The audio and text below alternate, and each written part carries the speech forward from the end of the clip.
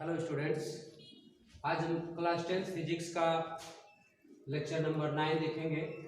इस lecture number 9 में हम डिस्कस करेंगे लेंस के विषय में। तो लेंस में हम लेंस का सामान्य परिचय देखेंगे, फिर हम लेंस से संबंधित कुछ परिभाषाओं का अध्ययन करेंगे और फिर लेंस का आवर्धन, लेंस के लिए वीएफ में संबंध हम पढ़ेंगे। तो आइए हम एक एक टॉपिक करके देखते हैं। सबसे पहले हम देखें लेंस क्या होता है। लेंस, जो लेंस है, लेंस का अगर हम डिफिनेशन देखें तो लेंस दो समतल मतलब दो पृष्ठों से मिलकर बना हुआ एक समान पारदर्शी माध्यम होता है, जिसे हम लेंस कहते हैं। ध्यान से सुनेंगे, दो पृष्ठों से मिलकर बना हुआ एक समान पारदर्शी माध्यम लेंस कहलाता है। अब वो जो दो पृष्ठ होते हैं वो दोनों पृष्ठ वक्र हो सकते हैं, उनमें एक वक्र और एक समतल हो सकता है। तो इस आधार पर हम पृष्ठों के आधार पर लेंस को परिभाषित करते हैं। तो जो लेंस है वो दो पृष्ठों से घिरा हुआ एक समान पारदर्शी माध्यम होता है। अब समान शब्द का मतलब होता है हर जगह पर जो उसका सरफेस होता है वो कहीं उबड़ खाबड़ नहीं होता है, एकदम एक जैसा होता है। तो इसमें हम देखें जो लेंस होता है, लेंस दो प्रकार का होता है। उसमें मुख्य रूप से लेंस दो प्रकार का होता है। पहला होता है वो उत्तल होता है और जो दूसरा है अवतल लेंस। अवतल लेंस, उत्तल लेंस को हम अभिसारी लेंस भी कहते हैं। उत्तल लेंस अभिसारी लेंस भी कहलाता है और जो अवतल लेंस है इसको अपसारी लेंस भी कहा जाता है। अपसारी लेंस, यहाँ पर ध्यान देने वाली बात है, उत्तल लेंस अभिसारी लेंस होता है, जो अवतल लेंस होता है वो अपसारी लेंस होता है। अब इसमें अभिसारी और अपसारी का क्या मतलब है, हम इसको सेपरेटली देखेंगे। तो सबसे पहले देखिए उत्तल लेंस की बनावट क्या है। तो ये जो फिगर है ये उत्तल लेंस है। इस उत्तल लेंस में आप देखेंगे दो पृष्ठ हैं, दोनों पृष्ठ वक्र हैं। तो ये दो वक्र पृष्ठों से घिरा हुआ एक समान पारदर्शी माध्यम है, इसको हम उत्तल लेंस कहेंगे। और जो अवतल लेंस होता है उसकी बनावट कुछ इस तरह की होती है, इसको हम अवतल लेंस कहेंगे। अवतल लेंस, अब अवतल लेंस अभी अपसारी भी कहलाता है और उत्तल लेंस अभिसारी भी कहलाता है। तो अभी हम इसको देखेंगे कि क्यों हम इसको अभिसारी और क्यों हम इसको अपसारी भी कहते हैं, वो हम किरणों के आधार पर देखेंगे। सबसे पहले हम इसको डिफाइन करना चाहें उत्तल लेंस को, तो देखिए उत्तल लेंस जो है, जो उत्तल लेंस है वो देखिए बीच में मोटा और किनारों पर पतला होता है। किनारों पर पतला होता है और जो अवतल लेंस होता है वो बीच में पतला होगा और किनारों पर मोटा होगा। किनारों पर मोटा, ये चीज हम लेंस को देखकर ही जान पाएंगे कि जो लेंस उत्तल लेंस है वो बीच में मोटा और किनारों पर पतला होता है, और जो अवतल लेंस है वो बीच में पतला और किनारों पर मोटा होता है। उसको स्पर्श करने पर पता चलता है। तो मोटेपन को यहाँ पर अगर दर्शाना चाहे तो ये देखिए उभरा हुआ पोर्शन जो दिख रहा है वही मोटा है और ये जो दबा हुआ पोर्शन दिख रहा है यही पतला है। जब आप उत्तल लेंस को हाथ में लेकर देखेंगे और अगर टच करते हैं बीच में तो आप पाएंगे कि वो भरा हुआ होगा और किनारे किनारे जो होगा वो दबा हुआ, मतलब पतला होता है। उसी तरह से अगर आप अवतल लेंस को लेकर देखते हैं तो अवतल लेंस जो बीच में होता है हल्का सा दबा होता है और किनारे किनारे क्या होता है, मोटा होता है। तो ये है उत्तल लेंस का एक सामान्य डिफिनेशन और ये अवतल लेंस का एक सामान्य डिफिनेशन। हम किरणों के आधार पर भी इनको हम देखेंगे, अभिसारी और अपसारी क्यों कहे जाते हैं, क्या इसका रीजन है। तो देखिए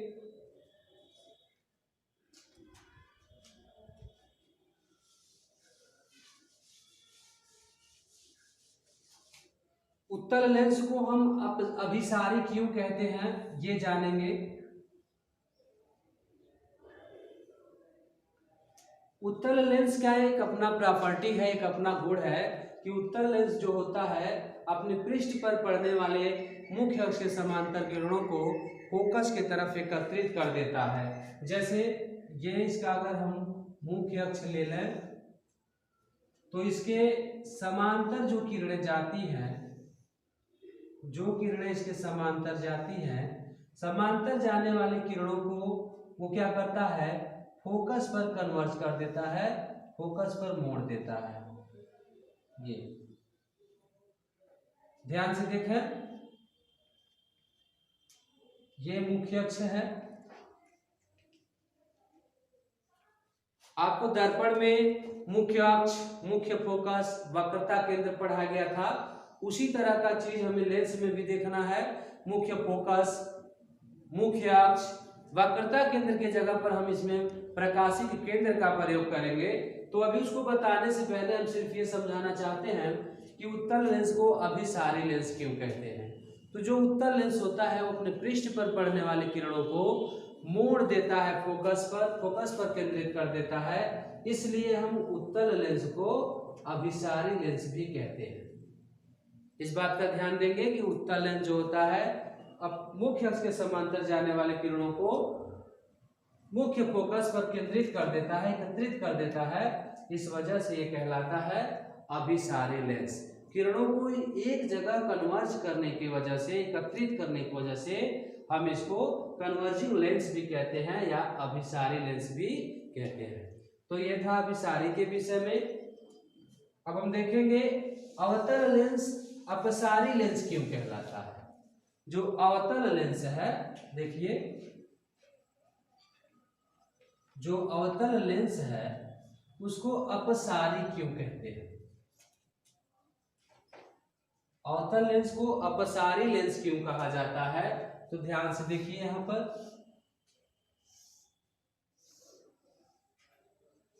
अभी हमने देखा कि जो उत्तल लेंस था वो मुख्य अक्ष के समांतर जाने वाली किरणों को फोकस पर सेंटर्ड कर दिया था, केंद्रित कर दिया था। ये क्या होता है, जो अवतल लेंस है वो फोकस की ओर जाने वाली किरणों को, जो किरणें फोकस की ओर जा रही होती हैं उनको मुख्य अक्ष के समांतर कर देता है। तो देखिए यहाँ पर अगर हम इसका फोकस बना लें यहाँ पर और इसकी तरफ किसी किरण को ले जाए,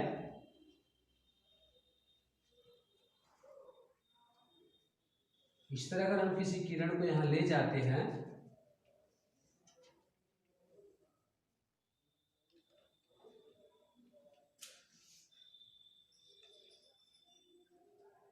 अगर ऐसे हम मुख्य अक्ष की तरफ किसी किरण को ले जाए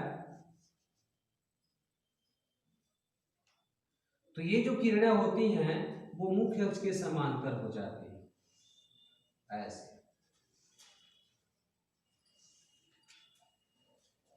ये है।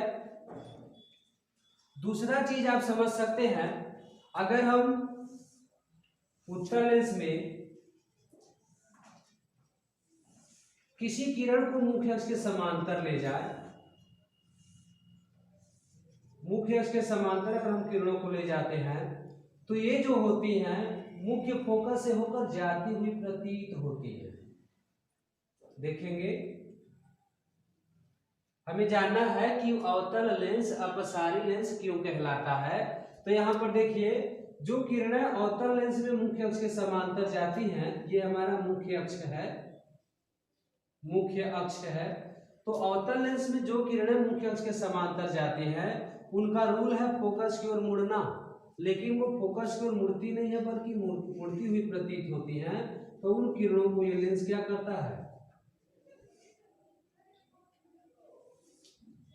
फोकस से दूर के तरफ भेज देता है, अर्थात ये किरणों को फैला देता है, बिखेर देता है, इसलिए अवतल लेंस को अपसारी लेंस कहा जाता है। साधारण भाषा में उत्तल लेंस जो होता है अभिसारी इसलिए कहलाता है क्योंकि वो किरणों को एक जगह केंद्रित कर देता है, और अवतल लेंस अपसारी इसलिए कहलाता है क्योंकि वो किरणों को बिखेर देता है, फैला देता है या दूर दूर कर देता है, इसलिए हम अवतल लेंस को अपसारी लेंस भी कहते हैं। तो इस बात का ध्यान देंगे कि उत्तल लेंस अभिसारी लेंस कहलाता है और जो अवतल लेंस है वो अपसारी लेंस कहलाता है।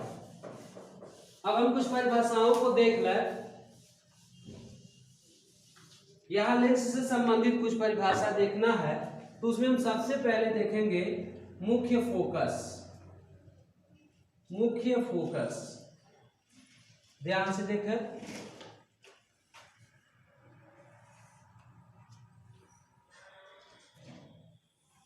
ये उत्तल लेंस का मुख्य अक्ष है।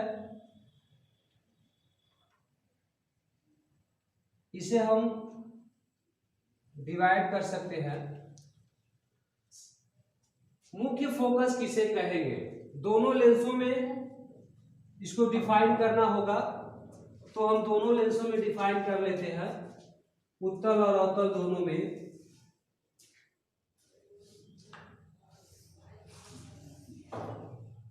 दोनों लेंसों के लिए अगर हम इसे डिफाइन करना चाहें तो दोनों लेंसों में डिफाइन कर सकते हैं। देखिए मुख्य फोकस, चूंकि लेंस जो है दो पृष्ठों से मिलकर बना होता है इसलिए इसमें दो फोकस होते हैं। दर्पण में हम लोगों ने पढ़ा था तो दर्पण केवल एक पृष्ठ से बनता था। दर्पण चाहे उत्तल हो या अवतल उसमें एक ही पृष्ठ होता था, इसलिए उसमें एक फोकस पढ़े थे हम लोग। और लेंस में क्या होता है, लेंस दो पृष्ठों से मिलकर बना होता है। कोई भी लेंस चाहे उत्तल हो या अवतल दो पृष्ठ इसमें है, इसलिए इसमें दो फोकस होते हैं। तो हमें मुख्य फोकस को डिफाइन करते समय प्रथम और द्वितीय शब्द का इस्तेमाल करना होगा। तो जो मुख्य फोकस हम बता रहे हैं उसमें प्रथम मुख्य फोकस को हम पहले जानेंगे। तो प्रथम मुख्य फोकस क्या होगा, ध्यान से देखेंगे। प्रथम मुख्य फोकस क्या होगा? लेंस के मुख्य अक्ष पर स्थित वह बिंदु, लेंस के मुख्य अक्ष पर स्थित वह बिंदु जिससे चलने वाली अथवा जिसकी ओर जाती प्रतीत होने वाली किरणें लेंस से अपवर्तन के पश्चात मुख्य अक्ष के समांतर हो जाती हैं, उन्हें लेंस का प्रथम मुख्य फोकस कहते हैं। ध्यान से सुन लें। लेंस के मुख्य अक्ष पर स्थित वह बिंदु जिससे चलने वाली प्रकाश की किरणें लेंस से अपवर्तन के पश्चात मुख्य अक्ष के समांतर हो जाती हैं अथवा, तो यहां देखें एक बार हम इसको बना देते हैं फिर हम समझाते हैं, डिफिनेशन इसका देते हैं। ये कोई पॉइंट है मुख्य अक्ष पर, उससे जाने वाली किरण ये लेंस से क्या होंगी, जब अपवर्तित होंगी तो मुख्य अक्ष के समांतर हो जाएगी इस तरह से। तो मुख्य अक्ष पर स्थित वह बिंदु जिससे जाने वाली किरणें लेंस से अपवर्तन के पश्चात मुख्य अक्ष के समांतर हो जाएं, उसे हम लेंस का मुख्य फोकस कहेंगे। दूसरी तरफ अगर हम अवतल लेंस की बात करें तो इसमें भी ध्यान से सुनिए, लेंस के मुख्य अक्ष पर स्थित वह बिंदु जिससे जाने वाली अथवा जिसकी ओर जाती प्रतीत होने वाली, तो यहां पर देखिए जिसकी ओर जाती प्रतीत होने वाली, ऐसे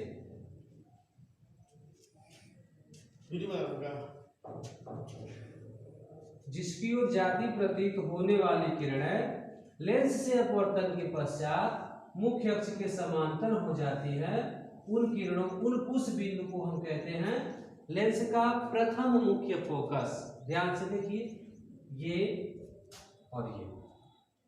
तो देखिए उत्तल लेंस में जो प्रथम मुख्य फोकस है वो लेफ्ट में है F1 और ये F1। फिर से एक बार देख लें, लेंस के मुख्य अक्ष पर स्थित वह बिंदु जिससे चलने वाली अथवा जिसकी ओर जाती प्रतीत होने वाली किरणें लेंस से अपवर्तन के पश्चात मुख्य अक्ष के समांतर हो जाती हैं, उस बिंदु को लेंस का प्रथम मुख्य फोकस कहते हैं। तो देखिए उत्तल लेंस में यह लेफ्ट में है और अवतल लेंस में राइट में है। तो यह था प्रथम मुख्य फोकस। अब हम द्वितीय मुख्य फोकस को डिफाइन करेंगे।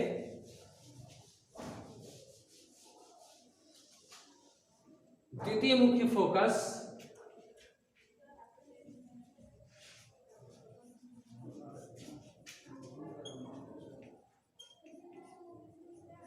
देखिए, द्वितीय मुख्य फोकस को हम डिफाइन करेंगे। उत्तल के लिए और अवतल के लिए, दोनों लेंसों के लिए।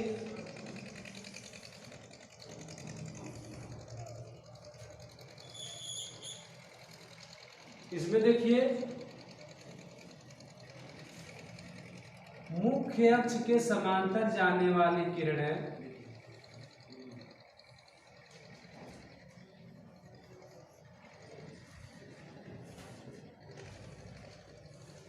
ध्यान से देखिए, फिर से वही चीज, मुख्य अक्ष के समांतर जाने वाली किरणें लेंस से अपवर्तन के पश्चात जिस बिंदु से होकर जाती हैं अथवा जाती हुई प्रतीत होती हैं, उस बिंदु को लेंस का द्वितीय मुख्य फोकस कहते हैं। ऐसे देखिए,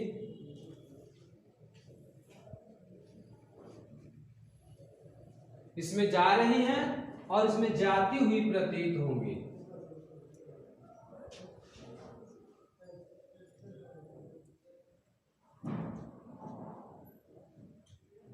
इसमें जाती हुई प्रतीत होंगी।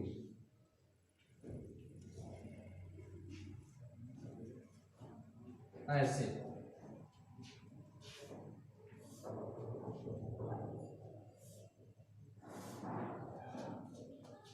तो देखिए लेंस के मुख्य अक्ष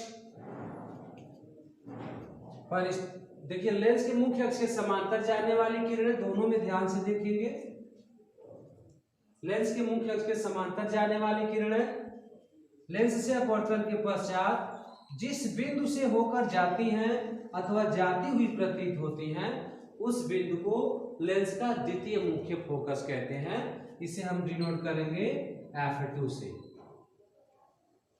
ध्यान दें एक बार और, लेंस के मुख्य अक्ष के समांतर जाने वाली किरणें लेंस से अपवर्तन के पश्चात जिस बिंदु से होकर जाती हैं अथवा जाती हुई प्रतीत होती हैं, उस बिंदु को लेंस का द्वितीय मुख्य फोकस कहते हैं। इसमें देखेंगे तो उत्तल लेंस में यह राइट में है और अवतल लेंस में लेफ्ट में है। तो दो मुख्य फोकस है, दोनों में आप देखे हैं कि पहले में क्या था, लेंस के मुख्य अक्ष पर स्थित वह बिंदु जिससे चलने वाली प्रकाश की किरणें लेंस से अपवर्तन के पश्चात लेंस के मुख्य अक्ष के समांतर हो जाती हैं, उसे प्रथम मुख्य फोकस कहते हैं। तो जो उत्तल लेंस है उसमें सब कुछ वास्तव में होता है और जो अवतल लेंस में उसमें होता हुआ प्रतीत होता है। तो इस दोनों मुख्य फोकस को ध्यान देंगे। अब अगर हम ध्यान दें तो दो मुख्य फोकस है, प्रथम और द्वितीय। तो फिर हम फोकस किसे कहेंगे? तो यहां पर फोकस हम इसी को कहेंगे, द्वितीय मुख्य फोकस को हम मुख्य रूप से मुख्य फोकस मानेंगे। तो द्वितीय मुख्य फोकस जो है वही फोकस कहलाएगा। जैसे हमें लेंस के फोकस दूरी की आवश्यकता पड़ेगी, तो लेंस की फोकस दूरी कैसे परिभाषित होगी? तो लेंस की फोकस दूरी को हम परिभाषित जब करेंगे तो उसका चिन्ह हमें बताना होगा, धन अथवा ऋण। तो धन अथवा ऋण चिन्ह बताना होगा कि किसकी फोकस दूरी धनात्मक और किसकी फोकस दूरी ऋणात्मक होती है। तो इसमें ये बात हमें बताना पड़ेगा कि कैसे ये धनात्मक और कैसे ऋणात्मक होती है। तो ध्यान से देखिए, उत्तल लेंस की फोकस दूरी धनात्मक होती है, इसे याद रखेंगे। उत्तल लेंस की फोकस दूरी धनात्मक होती है, दूरी धनात्मक होती है। और अवतल लेंस की फोकस दूरी ऋणात्मक। तो धनात्मक है इसका मतलब ये दाएं तरफ है और ऋणात्मक है इसका मतलब ये बाएं तरफ है। इस बात का ध्यान देंगे कि उत्तल लेंस की फोकस दूरी जो है धनात्मक है, अर्थात मुख्य फोकस हम F2 को मानेंगे, और अवतल लेंस की फोकस दूरी ऋणात्मक है अर्थात मुख्य फोकस हम F2 को ही मानेंगे। तो ये बात ध्यान देंगे कि दोनों फोकस हैं। परिभाषा दोनों फोकस में से किसी भी फोकस की पूछी जा सकती है, इस बात का ध्यान देंगे।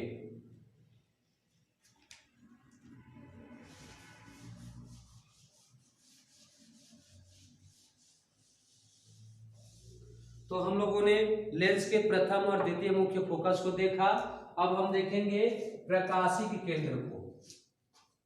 प्रकाशिक केंद्र जिसको हम सेंटर ऑफ कर्वेचर कहते हैं।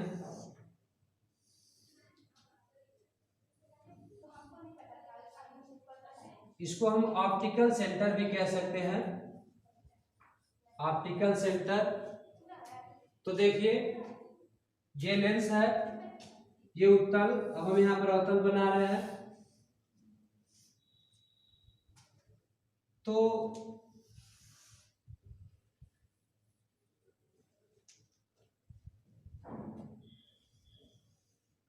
देखिए इस मिड पॉइंट को हम प्रकाशिक केंद्र कहेंगे। ये तो हमें पता है कि ये मुख्य अक्ष है और ये इसका मध्य का समझ लो बीच वाला पोर्शन है। तो ये पॉइंट हमारा क्या है, ज्योमेट्रिकली मतलब गणितीय रूप से इन दोनों पृष्ठों को मिलाने वाली रेखा का जो मध्य बिंदु होता है वही कहलाता है प्रकाशिक केंद्र। हमको पता है कि लेंस दो पृष्ठों से मिलकर बना हुआ है, तो दो पृष्ठों से मिलकर बना है तो दोनों पृष्ठों के बीच में कुछ दूरी होती है। तो दोनों पृष्ठों के बीच का जो मध्य बिंदु होता है, दोनों यहाँ पर दोनों पृष्ठ हैं, दोनों पृष्ठों को मिलाने वाली जो रेखा है उसका मध्य बिंदु ही क्या है, प्रकाशिक केंद्र है। देखिए हम लोगों ने दर्पण में यूज किया था ध्रुव का, पोल का इस्तेमाल किया था हम लोगों ने, तो उसमें एक ही पृष्ठ होता था तो P लिखा करते थे। इसमें क्या है, दो पृष्ठ है तो P1 और P2 लिखेंगे। तो P1 और P2 को मिलाने वाली जो रेखा है उसी के मध्य बिंदु को हम क्या कहेंगे, प्रकाशिक केंद्र कहेंगे। ये था गणितीय रूप। देखिए इसमें भी P1 और P2 अगर हम इसको मान लें तो इसको मिलाने वाली जो रेखा है उसको ठीक बीचों बीच यानी ठीक बीच का जो बिंदु है वही कहलाता है ये वक्रता केंद्र। तो इस बात का ध्यान देंगे। अब हम देखेंगे, ये तो गणितीय परिभाषा हो गया। इसमें क्या है कि हम इसको किरण के आधार पर भी परिभाषित कर सकते हैं, जो कि सबसे अच्छा है, सबसे सुपीरियर डेफिनेशन है वो। तो यहाँ पर ध्यान से देखेंगे, किरण आरेख में यानी किरण के आधार पर हम उसको कैसे डिफाइन करेंगे। हमको पता है, अभी हमने फोकस को डिफाइन किया तो देखा कि जो किरण मुख्य अक्ष के समांतर जा रहा था या जा रही थी वो किरणें मुख्य फोकस से होकर चली जाती थी या जाती हुई प्रतीत होती थी। और हमने देखा कि जो किरण मुख्य फोकस से होकर जा रहा है वो किरण मुख्य अक्ष के समांतर हो जा रहा है। तो एक हमने देखा कि अगर मुख्य अक्ष के समांतर है तो वो फोकस से जा रहा है, और अगर फोकस से जा रहा है तो मुख्य अक्ष के समांतर हो जा रहा है। तो दोनों एक दूसरे से इंटरचेंज हो रहे हैं। अब इसमें क्या है, अगर कोई किरण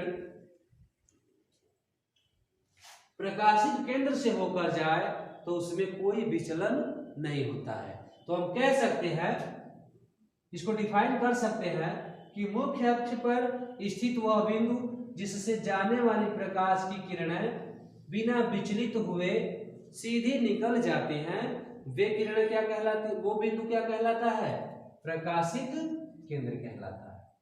ध्यान से सुनिए, मुख्य अक्ष पर स्थित वह बिंदु जिससे चलने वाली प्रकाश किरण लेंस से अपवर्तन के पश्चात बिना विचलित हुए सीधे निकल जाते हैं, उसे हम कहते हैं प्रकाशिक केंद्र।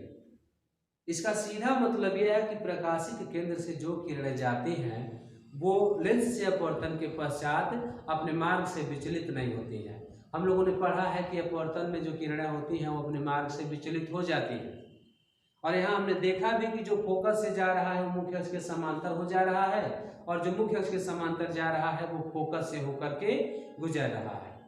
तो लेकिन यहाँ प्रकाशिक केंद्र एक ऐसा बिंदु है जिससे चलने वाली किरणें या जिससे जाने वाली किरणें लेंस में बिना विचलन के दूसरे मार्ग में निकल जाती है। देखिए, चाहे उत्तल लेंस हो चाहे अवतल लेंस हो, दोनों ही लेंसों में जो किरण प्रकाशिक केंद्र से होकर जाती है उसमें कोई विचलन नहीं होता है। तो ध्यान देंगे, मुख्य अक्ष पर स्थित वह बिंदु जिससे चलने वाली प्रकाश की किरणें बिना विचलित हुए सीधी निकल जाती हैं, उसी बिंदु को हम क्या कहते हैं, प्रकाशिक केंद्र कहते हैं। तो ये था प्रकाशिक केंद्र। अब एक चीज और ध्यान दीजिएगा कि आखिर ऐसा होता क्या है, क्यों ऐसा होता है कि प्रकाशिक केंद्र से जाने वाली जो किरणें होती हैं वो बिना विचलित हुए सीधे निकल जाती हैं। तो हमने पढ़ा भी अब आपको हमने एक टॉपिक भी बताया था कि जो अपवर्तन है अगर उसमें किरणें पृष्ठ पर लंबवत आपतित होती हैं तो उसमें विचलन नहीं होता है। वही कंडीशन हम यहाँ पर भी लेंगे कि याद रखेंगे जो किरणें प्रकाशित केंद्र से जाती हैं वो पृष्ठ पर लंबवत आपतित हुई होती हैं, या जो किरणें पृष्ठ पर लंबवत आपतित होती हैं वो किरणें बिना विचलन के सीधे निकल जाती है। तो ये बात ध्यान देंगे कि पृष्ठ पर पड़ने वाली जो किरणें होती हैं अगर लंबवत हैं तो वो प्रकाशित केंद्र से जाएंगी, और अगर प्रकाशित केंद्र से जा रही हैं तो उनमें कोई विचलन नहीं होगा। तो ये था प्रकाशित केंद्र के विषय में, जो कि दोनों लेंस के लिए सेम है। अब हम देखेंगे लेंस का आवर्धन।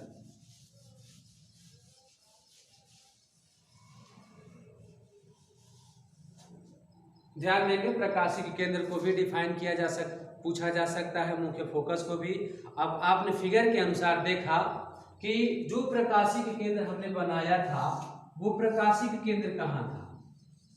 दोनों लेंसों में अगर आप देखें तो बीच में दिखाया गया था।